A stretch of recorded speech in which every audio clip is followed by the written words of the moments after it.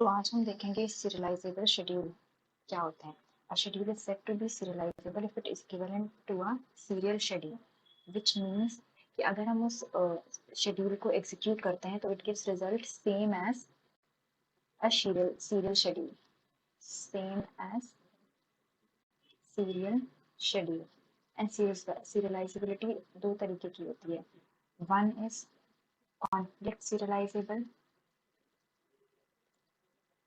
And second जो होता है, दो टाइप के शेड्यूल्स होते हैं, एक होता है conflict serializable and second is reserializable. तो इस वीडियो में हम फोकस करेंगे कॉन्फ्लिक्ट सीरियलाइजेबल शेड्यूल पे. तो ये क्या होते हैं?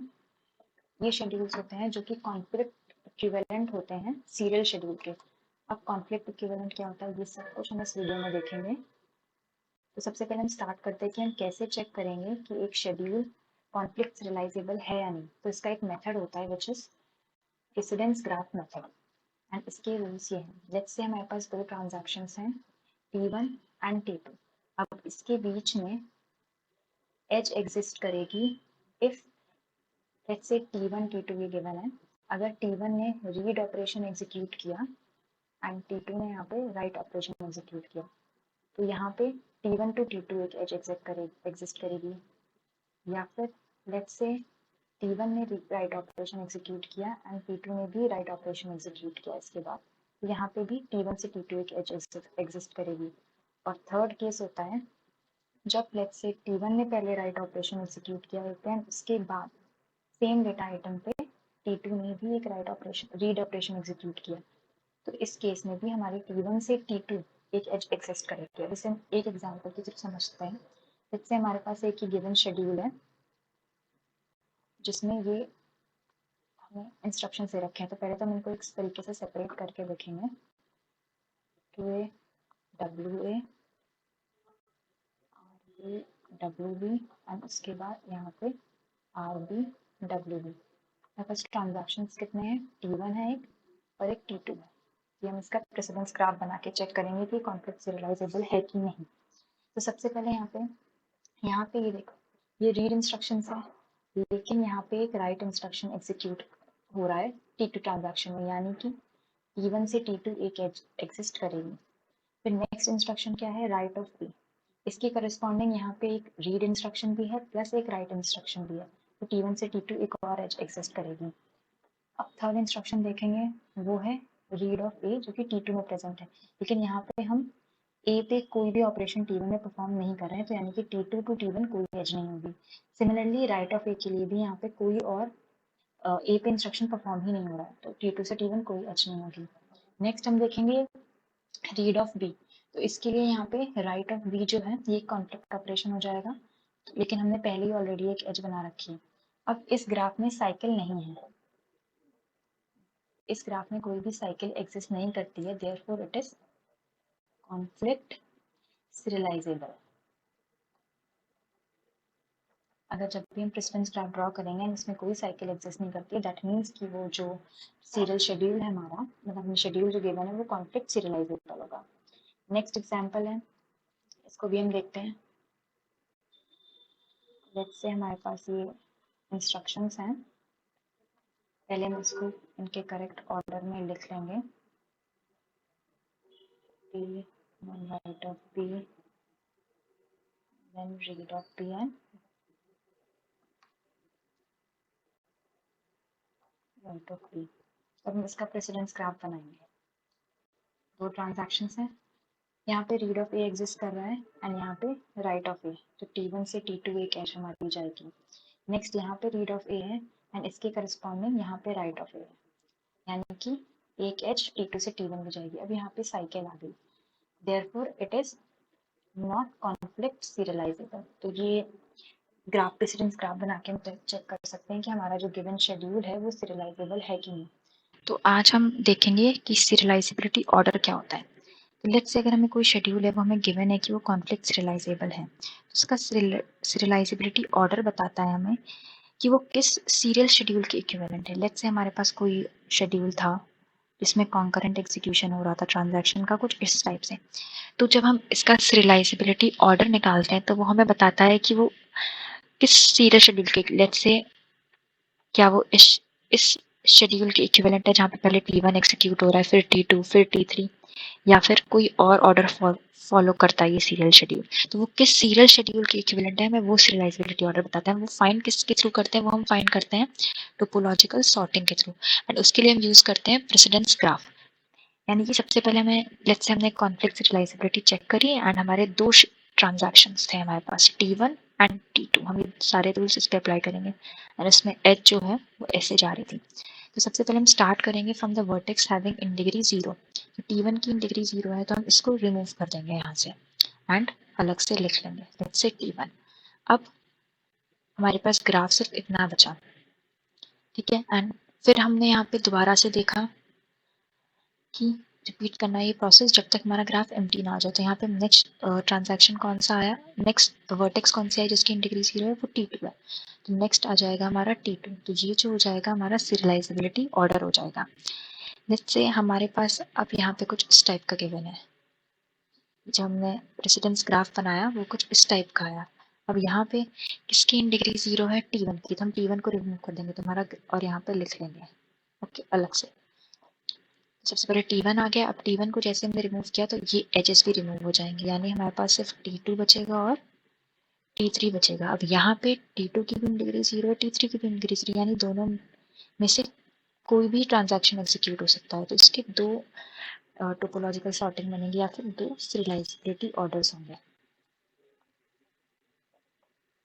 लेट्स से हमारे पास अब एक और प्रेसिडेंस ग्राफ है जो कुछ इस टाइप से है। T1, T2, T3 भी तीन ट्रांजैक्शंस का है एंड इसमें कुछ इस टाइप का ये ग्राफ बना हुआ है। तब यहाँ पे भी देखते हैं, यहाँ पे T1 की डिग्री जो है 0 है, तो हम इसको रिमूव कर देंगे। साथ ही साथ इससे रिलेटेड जो एजेस हैं हमारे पास क्या बचेगा, T2।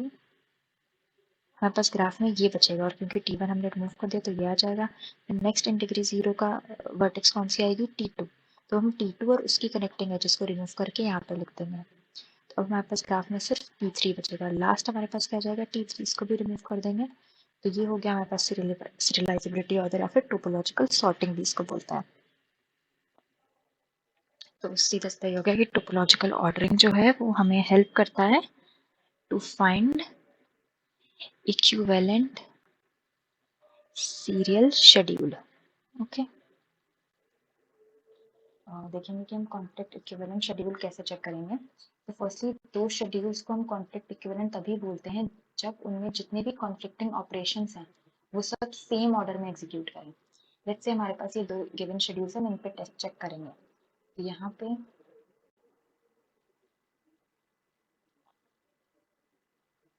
ये हमारे पास इंस्ट्रक्शंस के एग्जीक्यूशन के ऑर्डर हैं। यहाँ पे सबसे पहले हम कॉन्फ्लिक्टिंग जो ऑपरेशन है उन्हें लिखेंगे। तो सबसे पहला कॉन्फ्लिक्टिंग ऑपरेशन यहाँ पे क्या है, ये राइट ऑफ वाई और ये रीड ऑफ वाई, यानी राइट टू ऑफ वाई से read one of Y. This means यहाँ पे T2 से T1 एक कॉन्फ्लिक्ट ऑपरेशन है। सिमिलरली हम इसके लिए चेक करेंगे।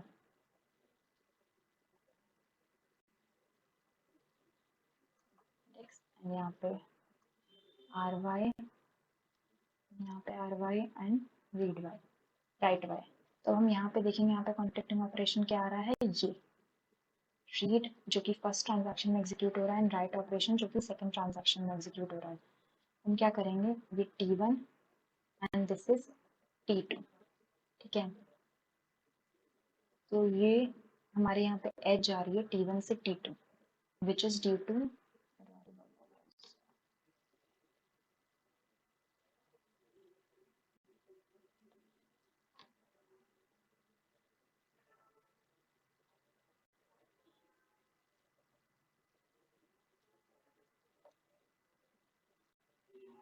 यहाँ तो यहाँ पे जो कॉन्फ्लिक्टिंग ऑपरेशन वो हो जाएगा R1 Y से R2 of Y which is T1 to T2।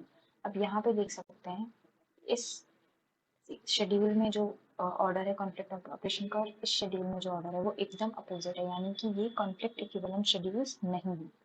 अब सेकेंड हम इन शेड्यूल्स के लिए चेक करते हैं। से यहाँ पे हमें RA WA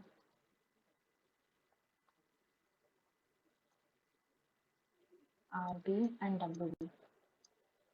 एंड हम इसके लिए भी पहले ये ट्रांजैक्शंस लिख लेते हैं।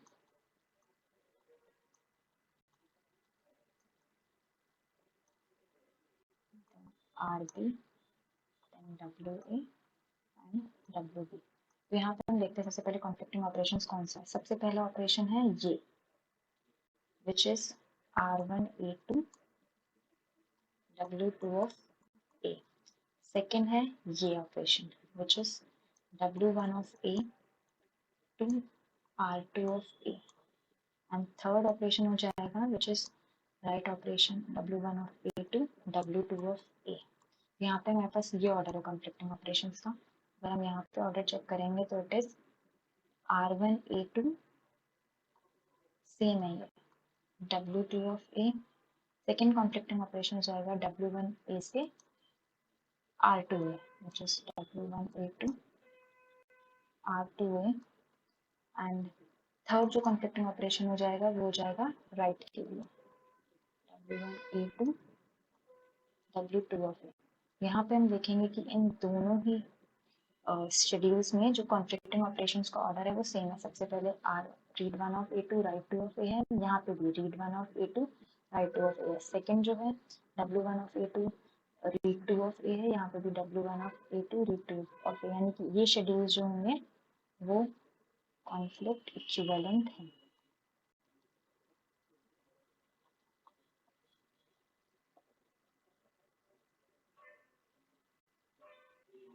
तो यहाँ पे जो कॉन्फ्लिक्टिंग ऑपरेशन वो हो जाएगा R1Y से read two of Y which is T1 to T2।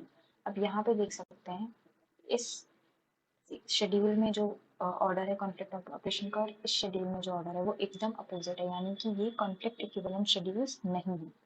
अब सेकेंड हम इन शेड्यूल्स के लिए चेक करते हैं। से यहाँ पे हमें RA WA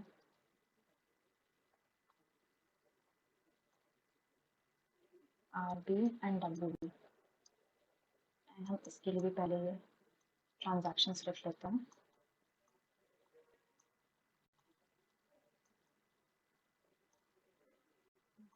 RB then WA and WB।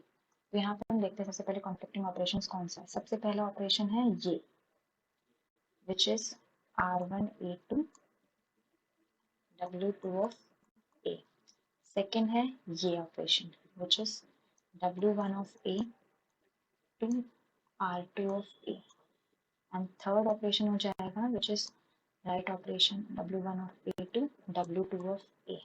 यहाँ पे हमारे पास ये ऑर्डर है कॉन्फ्लिक्टिंग ऑपरेशंस का। अगर हम यहाँ पे ऑर्डर चेक करेंगे तो इट इज R1A2 सेम है ये W2 of A। Second conflicting operation हो जाएगा W1A से R2A which is W1A to R2A। And third जो कॉन्फ्लिक्टिंग ऑपरेशन हो जाएगा वो हो जाएगा राइट के लिए W1A to W2 of A। यहाँ पे हम देखेंगे कि इन दोनों ही शेड्यूल्स में जो कॉन्फ्लिक्टिंग ऑपरेशंस का ऑर्डर है वो सेम है। सबसे पहले read one of A to write two of A है, यहाँ पे भी read one of A to write two of A है। सेकेंड जो है W one of A to read two of A है, यहाँ पे भी W one of A to read two of A. यानी कि ये शेड्यूल्स जो होंगे वो कॉन्फ्लिक्ट इक्विवेलेंट हैं।